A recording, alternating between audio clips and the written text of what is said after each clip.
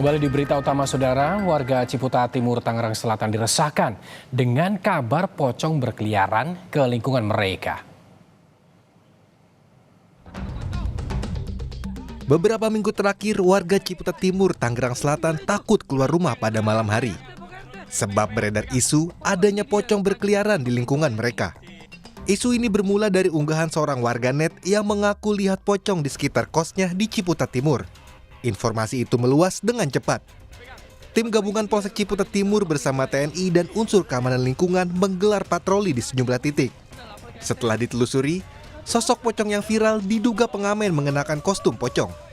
Jadi informasi yang kami dapat dan kisaran suara dari masyarakat di wilayah Pondok Ranji bahwa itu adalah anak-anak pengamen yang menggunakan cosplay, bahkan menggunakan baju cosplay pocong ya. Jadi itu mungkin yang di framing oleh teman-teman netizen bahwa itu ada pocong.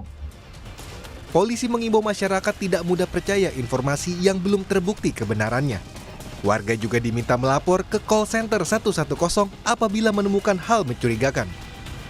Eka Marlupi, Kompas TV, Tangerang.